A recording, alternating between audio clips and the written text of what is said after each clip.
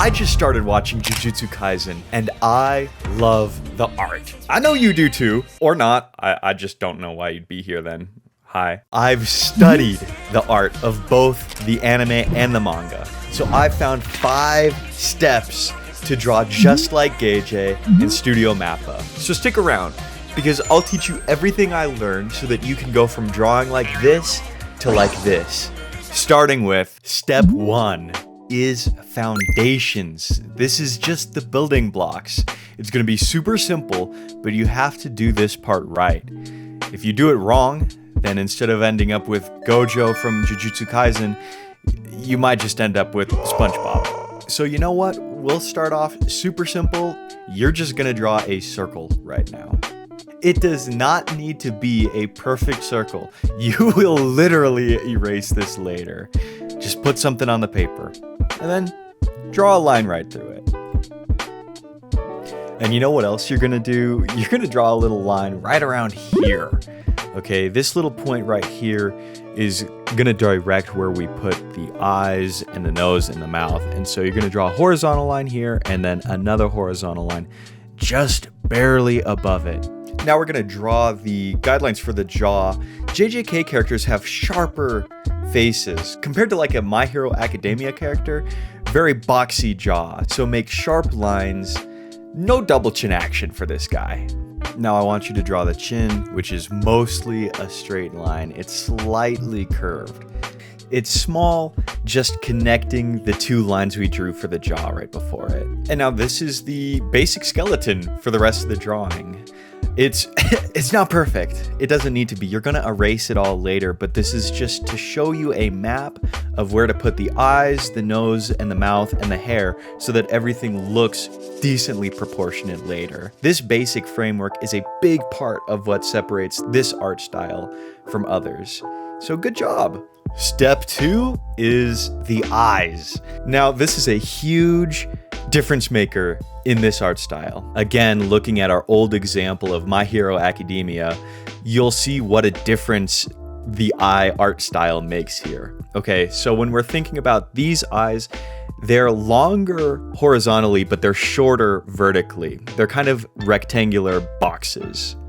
So I want you to do your best to kind of follow along with the line work that I'm doing right here. They're kind of smooth, straight-ish lines that curve at the bottom. Remember, we're representing an organic object that is surrounded by skin, right? And so just round your lines, make enough space between the end of the eye and then the edge of the face that would lead into the ear, right? You don't want humongous eyes that cover the whole face. That's not realistic. Do a little skin fold right here for that edge of the eye and round it out on the very top. And then as a general tip, this isn't a rule for this style, but just as a tip, if you're someone who struggles to have even eyes, you know, if you've got second eye syndrome, I would recommend that you try drawing each step of both eyes at the same time, right? Do the basic shape of the right eye and then the left eye, and then move forward to the next step instead of finishing one eye completely and then doing the next one. This is a great way to make sure that it just stays even and symmetrical the whole process. Next step for the eyes is we're gonna kind of thicken up that top line that we drew for the eye, because we're gonna start drawing the eyelashes, which is another thing that kind of sticks out in the JJK art style, especially with Gojo. Some of the other characters don't really have this, but this is a feature that you really only see in like shoujo anime for girls. But Gojo is just like a majestic character, I guess. And so brother got eyelashes. So for this, you're just gonna basically replicate that top line until you get to the corner. Do this on both sides, of course. And then for the actual eyelashes themselves, I want you to do flick lines, which is just move your pencil quickly. Don't go crazy, don't go ham.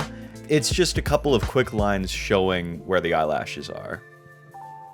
The pupils should be pretty simple. They're not super detailed like other anime. You're just gonna do a circle and another little circle in there to be the pupil. No crazy shading going on here. Just as you draw it, imagine the full eyeball. This is the greatest tip that I've heard for making your eyes look right, is remember that there's an eye, the eye goes past the upper eyelid, right? So don't just draw it as if it only exists under that. Make it that 3D shape. The eyebrows are really easy.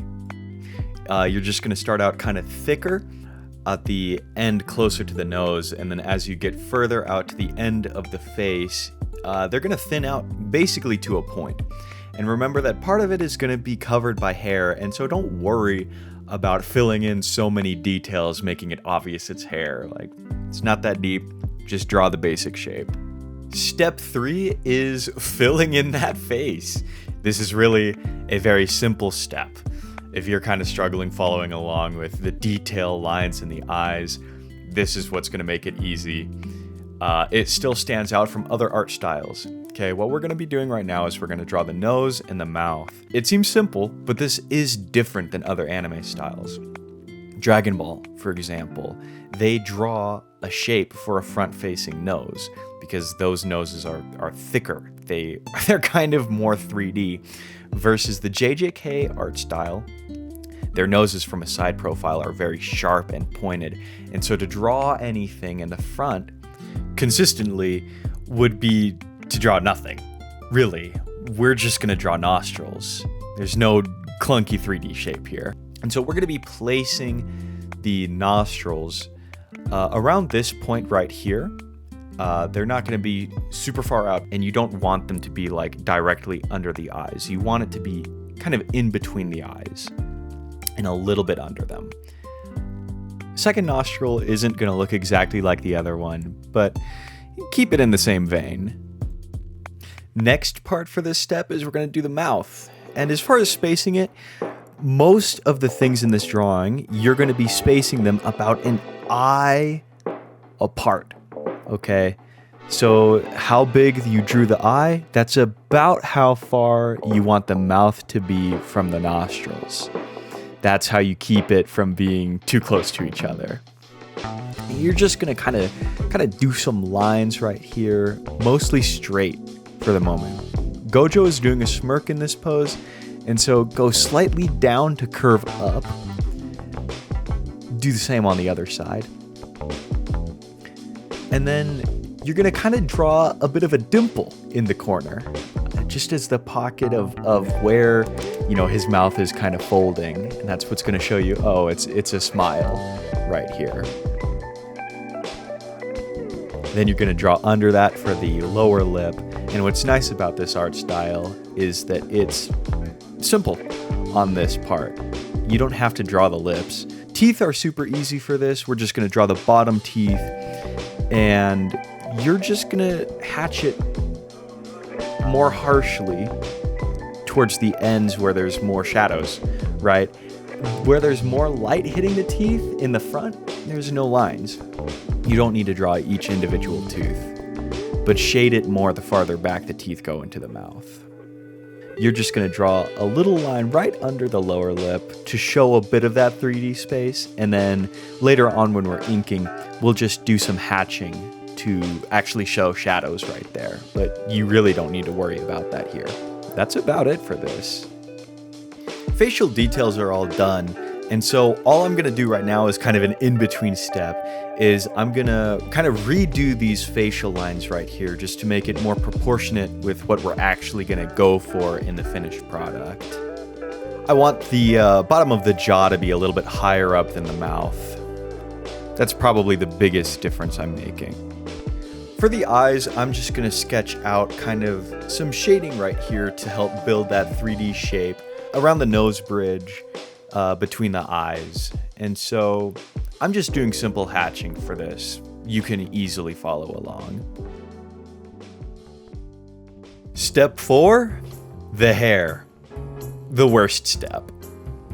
I'll be real, with any character that has lighter colored hair, this is just a nightmare. And I'm gonna tell you right now, don't fall into the trap of trying to draw every single strand of hair. Do not do that, okay? What we're gonna do is we're gonna draw a simple outline, just kind of guiding ourselves where the boundaries of the hair should go, just to give ourselves an idea, making sure we don't go off the paper or get too much hair at his eyes. So we're going to do that. Then we're going to draw just the basic shapes within that guideline. The strands are all moving towards a direction, right? I want you to think of it like this. There's an origin point where the hair is growing from in the center of his hair, and it's all flowing towards the left. That's where the wind is taking it. And so you want the hair to be flowing consistently. And so as you're drawing the strands, just think of that. Where is the hair being pulled towards? Once we get these basic shapes, you're just going to draw a couple little strands here and there in the middle of the giant blob. And I'm going to draw a couple little shadows on the face of where the hair is falling. The last part for the sketch is just going to be drawing his neck and shoulders. Should be pretty easy. Honestly, I'm editing this right now, and if you're still watching, I'm kind of shocked.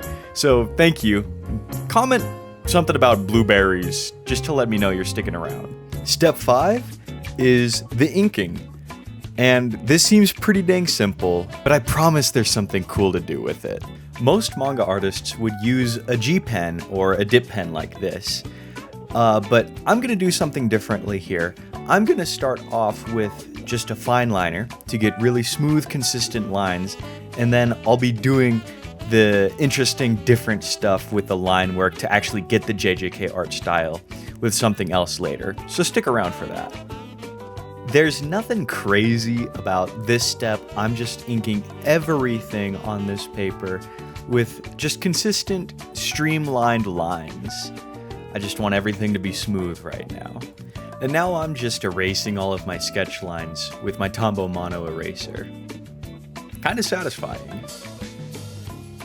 And now it's time for the real magic with the inking. And so I'm going around what we've already inked on the face, and I'm thickening up certain parts to give some line weight. And the way that I'm thinking about this, the way I've observed it in the manga style for this character, is that certain lines are heavier in different parts. So in a corner, at the very beginning of a line, you're going to do it a little bit thicker. Then towards the middle of that line, you thin it out, and then you thicken it up right again at the very end.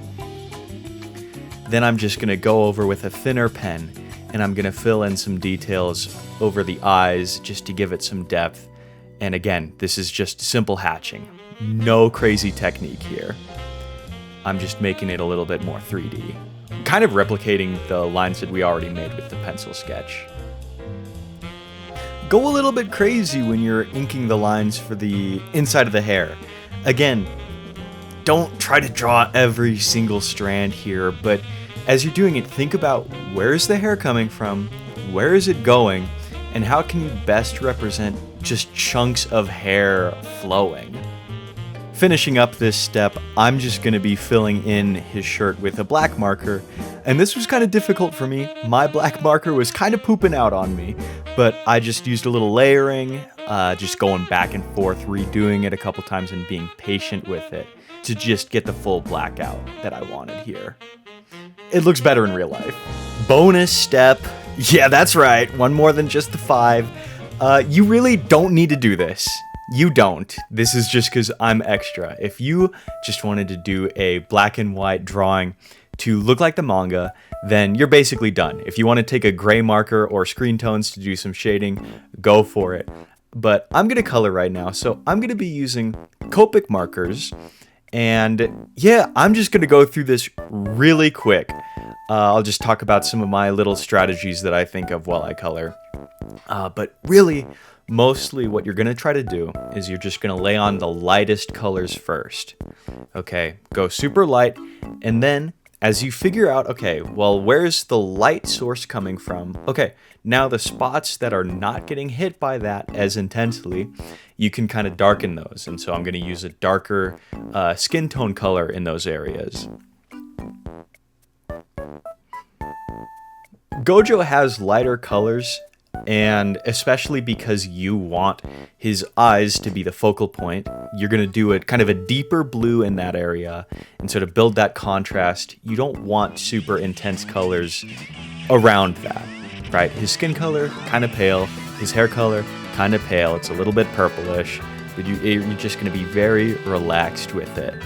I'm also using a little bit of gray to do the shadows on his skin, which I don't see a lot of people doing on anime art YouTube, at least with Copic markers, but I think it's one of my favorite things to do. Just add a little bit of, I don't know if it's ambient lighting or whatever, but I like to do it. And as you're doing it, just please move your brush in strokes that are going the direction that what your coloring is. If that doesn't make sense, as you're coloring the hair, I want you to start off your brush where the shadow is starting, and I want you to follow that line all the way where it would go naturally. I don't want you to just splotch here and there. That's not this style. It's smooth art, okay? If you followed this tutorial this whole way, then you should have a pretty good drawing of Gojo now. Congrats! And thank you so much for watching. If you enjoyed this video, then please like, comment, subscribe, and message me on Instagram with a picture of your drawing of Gojo. I'll feature it in the next video. If you like this video, I think you'll like this one. So check it out. Please have a blessed day, and yeah, Toodles!